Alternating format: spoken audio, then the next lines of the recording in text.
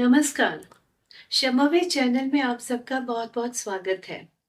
हम लोग narcissistic personality disorder की बातें बहुत तरीकों से, बहुत पर्सपेक्टिव से करते हैं, ताकि हमारी जो अवेयरनेस है समाज में, वो इसके बारे में बढ़े और बढ़ भी रही है। बहुत सारे लोग व्यूज़ हमारे जो आते हैं और कमेंट्स हमें मिलते हैं और उसमें वो बहुत सारे उसमें भी क्वेश्चंस लिखे गए होते हैं। They want to know the answers कि प्रैक्टिकली हम क्या डील करें। हमें समझ है कि नार्सिसिस्टिक अब्यूज़ हो रहा है हमारे साथ, लेकिन इसको अब हम फेस कैसे करें, आगे कैसे बढ़ें?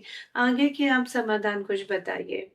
और स्पेशली जो गेज़ में होता है, एलजीबीटी कम्युनिटी में भी तो नार्सिसिस्टिक पर्सनैलिटी डिसऑर्डर है।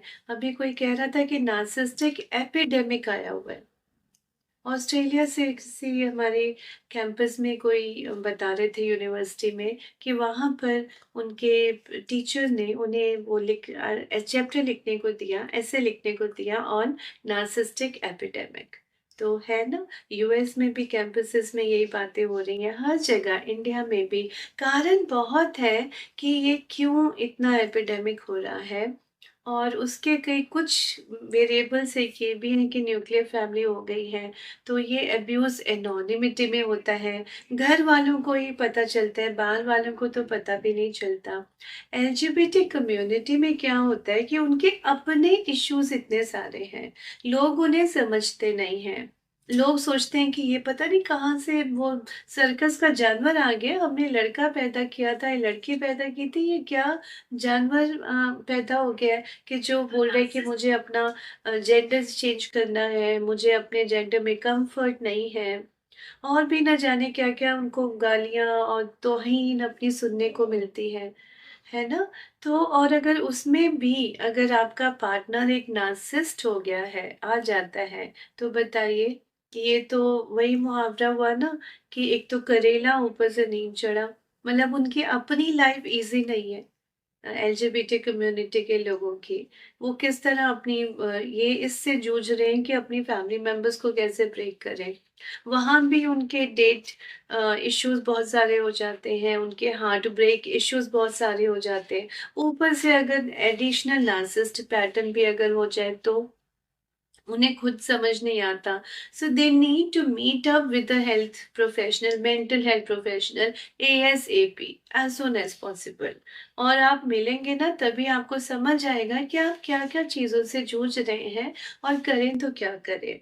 जैसे मैं अपना एग्ज़ाम्पल देती हूँ कि मेरे पास एक लड़का आया, उसने बोला कि naturally he is a gay and मेरा बॉयफ्रेंड है और हम लोग 3 साल से साथ हैं, लेकिन मुझे डर लगता है कि मेरी मदर-फादर बहुत हमें गुस्से हो जाएँगे। हमने एक हल्के से उनको एक वैसे क्वेश्चन पुट कर लिया कि मॉम अगर मेरा बॉयफ्रेंड को मैं ले आऊँ तो वो बोलती मेरे को तो हार्ट अटैक आ जाएगा, तो ये बातें ही करना छोड़ दे, पता नहीं किस-किस के साथ तो घूमता रहता है। यानी उसी वक़्त ही इतनी उसको डाँट पड़ गई। जो उसने कहा नहीं, नहीं मैं तो मज़ाक कर रहा था। अब मज़ाक करते-करते ये बातें तो उनकी ज़िंदगी की सच्चाई है ना, तो पेरेंट्स को भी मतलब ये मैसेज पेरेंट्स के लिए भी है कि अगर आपके बच्चों में कुछ ऐसी आपको लगता है कि उनके जो मन के मुताबिक चीज़ें जेंडर रोल्स है या उनको अपनी उनके जो सेक्सुअल ओरिएंटेशन प्रॉब्लम ठीक नहीं है जैसा समाज में हम सोचते हैं, तो भई try to listen to your child ना। अपने बच्चे की फीलिंग्स की आप बातें सुनिए, उनको आप सँभालने की, सहेजने की कोशिश करें। वो तो बिखर जाते हैं, क्योंकि वो खुद बिखरे हुए हैं, उन्हें खुद ही समझ नहीं आ रहा, हमारी सेक्सुअल ओरिएंटेशन ऐसी क्यों है। कई लोग शर्मिंदा भी हैं, मगर वो कहते हैं कि मैं कैसे बदलूँ अपने आप को? मेरी फीलिंग्स मुझे किसी लड़के के लिए वो फीलिंग्स आती ही नहीं। और बहुत बार ये भी लगता है कि मेरा बॉयफ्रेंड अगर अपने अपने पेरेंट्स के पास चला गया या उनको मिलने भी चला गया तो कहीं ऐसा तो नहीं होगा कोई लड़की से शादी करके आ गया तो? तो ऐसा ये फ़ियर रियल फ़ियर्स है ना, या इनफिडेलिटी, वो भी एक बड़ा रियल फ़ियर है, क्योंकि गेज़ में तो और ज़्यादा हमें अपने पार्टनर्स नॉर्मल चुनने में भी टाइम लगता है, अपने मन मुताबिक हर कोई तो नहीं मिलता, तो तभी डेटिंग वगैरह का टाइम होता है। उसमें भी अगर हम एलजीबीटी बोले तो हमारे जो सिलेक्शन है और कम, दायरा और कम हमारा हो गया, उसमें भी अपने मन मुताबिक जिसके साथ हमारी मेंटल वेवलेंथ मिले वो और कम हो गया, तो उनकी भी तो डेटिंग लाइफ कितनी मुश्किल है ना। और उसमें भी अगर इनफिडेलिटी का फैक्टर आ जाए कि भाई आज हम किसी के साथ हैं लेकिन अभी हमारा मन किसी दूसरे पे आ गया, हो सकता है ना। तो इतने हार्ट ब्रेक्स होते हैं, जो हार्ट ब्रेक करता है उसका भी हार्ट ब्रेक होता है कि मैं कैसे इस समस्या से निकलूं। और जिसका हुआ होता है हार्ट ब्रेक उसकी तो लाइफ वैसे ही काफी ज्यादा एक पर्सनल उसको अबैंडनमेंट की फीलिंग आ जाती है, पर्सनल रिजेक्शन की फीलिंग आती है, तो कितने सारे मेंटल हेल्थ इश्यूज बन जाते हैं, है ना। और उसके बाद अगर आपका पार्टनर नार्सिसिस्ट निकले इन सब समस्याओं के साथ साथ, इन सब वेरिएबल्स के साथ साथ, तो आप सोच लो क्या क्या मुश्किलें उसको फेस करनी पड़ती हैं। उसको लव बॉम्बिंग शुरू में होगा, फिर उसकी गैस लाइटिंग, छोटी छोटी बातों पे उसके क्रिटिकल होते रहेंगे लोग, उसे जो उसके जो पार्टनर हैं वो उसको गैस लाइट कर रहे हैं, छोटी छोटी बातों में तो नख रहे हैं उसको, उठने बैठने सोने जागने खाने का तरीका, हर चलने का तरीका, हंसने का तरीका, बैठने का तरीका, बात करने का तरीका, हर उनको कोई भी तरीका सलीका ठीक से लगता ही नहीं। वो कमेंट करते रहेंगे, कुछ ना कुछ बात में आपको बदलते रहेंगे, तुमने ये क्या पहना हुआ है, ये कलर तो तुम पे बिल्कुल फबता नहीं, तुम ये पहनो। मतलब धीरे धीरे कंट्रोल करने लग जाते हैं कि आपकी सोच भी उनके मुताबिक होने लग जाती है कि अगर मैंने अपनी सोच के लेवल पे भी अपने मन का कर लिया तो पता नहीं मैंने कितना गुनाह कर लिया। तो नार्सिसिस्टिक व्यक्ति के साथ रहने वाला व्यक्ति खुद आधा पागल हो जाता है। नार्सिस तो पगला गया ही होता है क्योंकि उसको तो कॉन्शियस का चिप भी मिसिंग है। तो एलजीबीटी कम्युनिटी में अगर नार्सिसिस्ट व्यक्ति आपका पार्टनर बन जाता है तो फिर तो आपका इतना बैंड बज गया कि पूछो ही मत। और आपको अपने ऊपर भी शक होने लग जाता है, अपनी सोच पे शक होने लग जाता है, और अपने अपने व्यवहार के प्रति, अपनी थिंकिंग के प्रति, अपने डिसीजंस के प्रति। क्योंकि कितने कितने कॉमन डिसीजंस लेने होते हैं एज फैमिली, एज पार्टनर्स, और हमें वो ले हमसे लिए ही नहीं जा रहे क्योंकि वो कंट्रोल तो दूसरे पार्टनर के हाथ में चला गया। सटल, श्योर और स्टेडी, इस तरह ये कंट्रोल करते हैं स्टेप बाय स्टेप। तो सावधान रहना है ना। और अगर आपको कभी भी डाउट लगे कि मुझे हैप्पीनेस नहीं मिल रही, सब कुछ है मगर खुशी नहीं मिली इस रिलेशन से, किसी भी रिश्ते से, तो आप मेंटल हेल्थ प्रोफेशनल से मिलिए और अपने मन की बात वहां कहिए।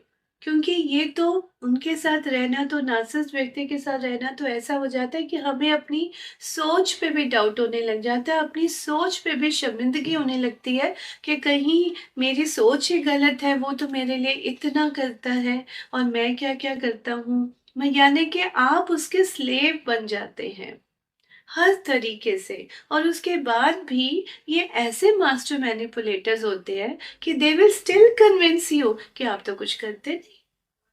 अभी मुझे किसी ने मैसेज डाला, वो बता रहे थे कि जो उनके ब्रदर है, भैया है, वो खाना भी बनाते हैं, वो बच्चों को भी नहलाते हैं, सुबह उनको खाना टिफिन पैक करके भी देते हैं, उनको स्कूल यूनिफॉर्म पहना के उनको छोड़ के भी आते हैं, उसके बाद अपना ऑफिस का काम भी करना होता है, ऑफिस भी जाते हैं, अपने लिए भी घर के सारे काम करके जाते हैं। उसके बाद भी उनकी वाइफ उन्हें कहती है तुम करते ही क्या।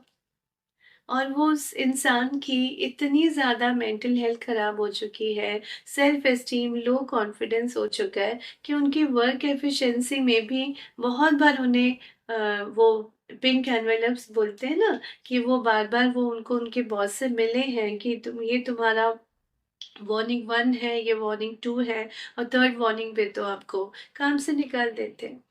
तो ये क्या बातें हैं, ये क्या चीजें हैं, नार्सिसिस्ट अब्यूज जो हो रहा है। सो अगर आपको लगता है कि यस ये आपको रिलेटेबल लगता है, या आपके कोई दोस्त हैं या कोई परिवार वाले हैं, maybe they are going through this, तो ये वीडियो आपके लिए है, ये वीडियो उनके लिए है। आप इसको लाइक करिए, भर-भर के शेयर करिए, ताकि लोगों में जन चेतना, अवेयरनेस बढ़े। से नो टू अब्यूज़। हम तो नहीं गाली दे रहे ना, हम तो ये सब गलतियाँ नहीं कर रहे, हम तो आपको नीचा नहीं दिखा रहे, तो हम सुने भी क्यों?